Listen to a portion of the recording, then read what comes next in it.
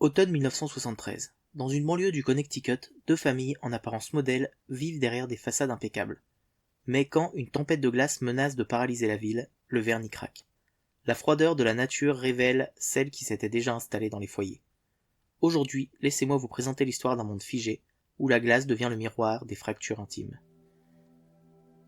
The Ice Storm est un film d'Ang Lee de 1997, qui dresse le portrait d'une Amérique bourgeoise en crise dans les années 70.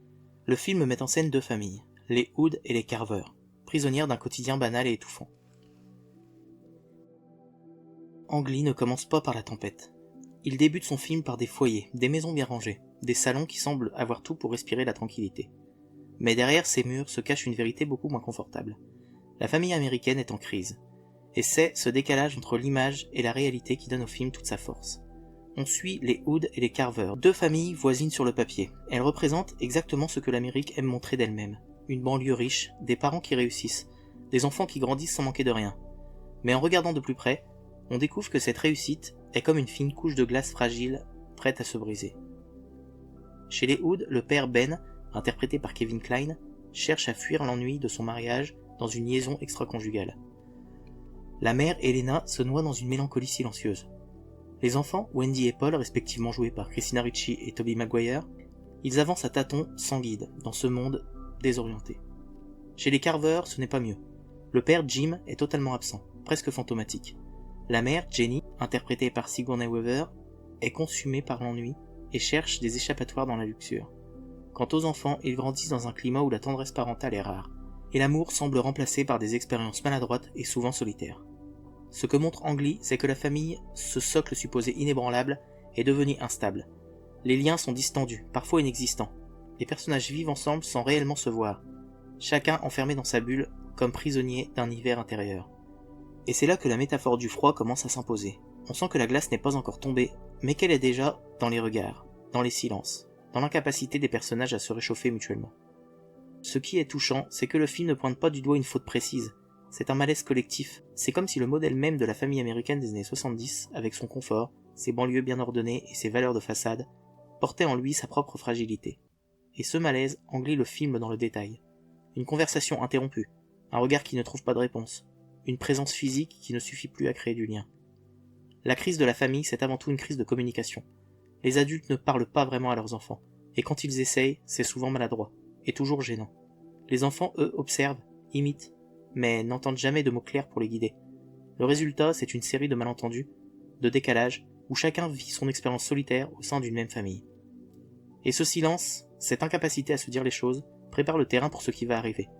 Car la tempête de glace, au-delà de l'événement naturel, va figer ces familles exactement telles qu'elles sont. Froides, distantes, incapables de trouver la chaleur là où elles devraient en avoir le plus besoin. Quand la nature tend sa toile de glace, elle ne fait que révéler le gel intérieur déjà présent depuis longtemps. On pourrait dire que ce premier thème, la crise de la famille américaine, est la base de tout le film. Sans elle, la tempête ne serait qu'un décor. Mais parce que les liens sont déjà fragiles, parce que l'amour est déjà effrité, la tempête devient un miroir cruel. Elle ne détruit pas ce qui est solide, elle brise ce qui est déjà fissuré. Et c'est justement ce qui rend le film si puissant. Il nous montre que la vraie tempête ne vient pas de l'extérieur mais de l'intérieur. Elle révèle seulement que la glace qui recouvre les arbres et les routes n'est qu'une réplique de celle qui s'est déjà installée, lentement dans les cœurs de ces familles. Si la famille américaine que décrit Ang Lee est glacée, c'est dans l'intimité que ce froid se ressent le plus. Quand les personnages tentent de combler leur solitude, ils le font par le corps. Et le film nous montre à quel point cette quête est maladroite, gênante, et même parfois douloureuse.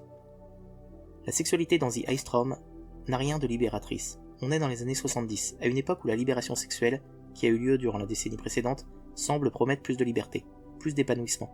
Mais ce que montre Ang Lee, c'est l'autre face de cette libération. Une sexualité pratiquée sans passion, presque mécanique, comme un réflexe pour combler le vide, un mimétisme sans âme. Les adultes se retrouvent dans ces fameuses parties à clé, des soirées échangistes qui pouvaient, en théorie, casser la routine. Mais dans le film, elles n'ont rien de joyeux. Ce sont des rendez-vous froids, maladroits, où l'on ne sent pas le désir véritable, seulement une tentative désespérée de fuir l'ennui. Ce qui frappe, c'est que même dans ces moments censés être intenses, la glace reste présente. Il n'y a ni chaleur ni complicité, juste un malaise diffus. Et ce malaise rejaillit sur les enfants. Car pendant que les parents se cherchent au travers d'expériences vides, les adolescents, eux, grandissent dans un climat où l'amour et la tendresse leur manquent cruellement. Ils reproduisent à leur manière ce qu'ils observent, Mais chez eux, cette exploration prend une dimension encore plus troublante, car elle se mêle à la découverte de soi, à l'envie de comprendre ce que le corps réclame. Wendy, la fille des Hood, en est l'exemple le plus marquant. Elle explore son corps et celui des garçons qui l'entourent, mais sans véritable conscience, presque par curiosité, comme si elle expérimentait sur le tas ce que personne ne lui explique. On ne sent pas de réel plaisir, et encore moins d'amour, mais plutôt un mélange de gêne et de besoin de savoir ce que font les adultes. C'est une sexualité sans tendresse, un apprentissage brut qui marque une perte d'innocence brutale. Et c'est là que le film devient glaçant. Les enfants censés être protégés finissent par être contaminés par le vide des adultes. La frontière entre innocence et expérience se brouille complètement. L'adolescence n'est plus une période de transition, c'est un passage à l'âge adulte forcé, maladroit, où le désir se mélange à la confusion. Ce double mouvement, l'insatisfaction des adultes et l'imitation des enfants, crée une atmosphère étrange, comme si le froid gagnait tout le monde en même temps. Le sexe est omniprésent dans le film, mais il n'est jamais érotique, et encore moins excitant. Lui qui pourrait être une manière de créer du lien, d'apporter de la chaleur, devient au contraire une couche supplémentaire de gel sur nos personnages.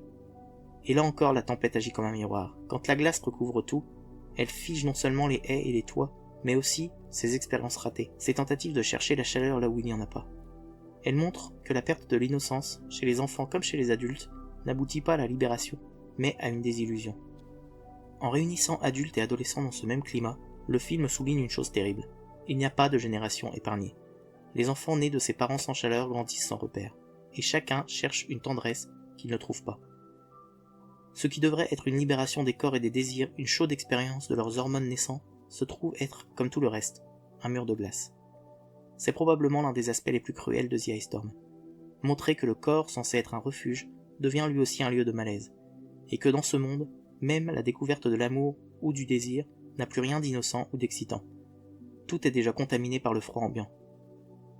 Alors arrive la tempête. Cet événement météorologique à la fois banal et exceptionnel donne son titre au film. Mais dans The Ice Storm, la glace n'est pas seulement une toile de fond.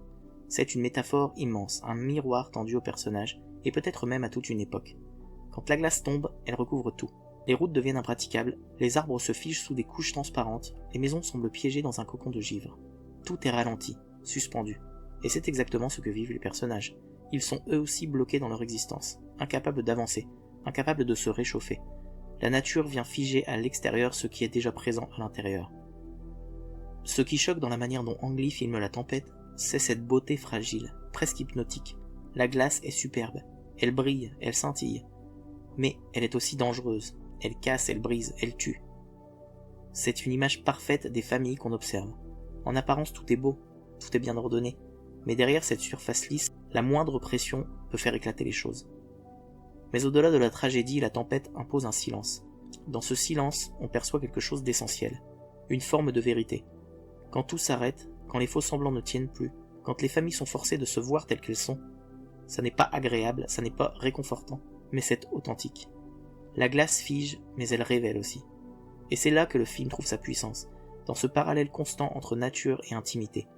Ang Lee ne montre pas seulement une météo capricieuse, il filme une époque, un climat social et émotionnel.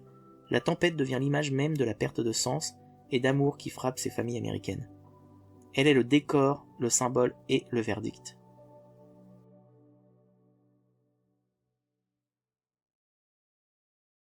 On peut difficilement regarder The Ice Storm sans penser à un autre film américain sorti 2 ans plus tard et qui pour le compte est bien plus connu. Je veux bien sûr parler de American Beauty de Sam Mendes. Les deux œuvres à leur manière radiographient le même monde, celui de la banlieue américaine, confortable, propre, mais rongé de l'intérieur. Là où Ang Lee choisit le froid et le silence, Sam Mendes opte pour l'ironie et le décalage. American Beauty montre une Amérique qui croit encore à son idéal, mais qui s'effondre sous ses contradictions. Dans les deux films, on retrouve les mêmes thèmes. Le vide des relations familiales, la quête désespérée de désir comme antidote à l'ennui, les adolescents qui observent et imitent, et ce malaise diffus qui ronge les existences pourtant réussies sur un plan matériel. Mais la tonalité change.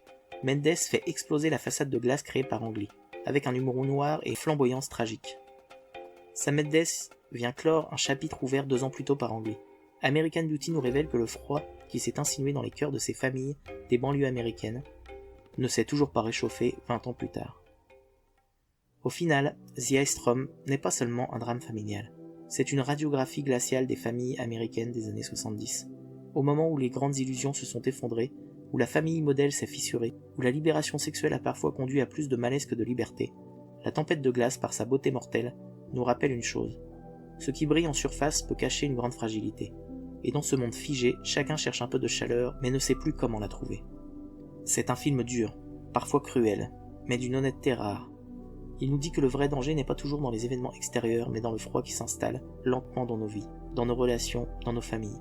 Et que ce froid, si on le laisse grandir, peut finir par nous paralyser, autant que la glace qui recouvre les arbres d'un hiver trop rigoureux.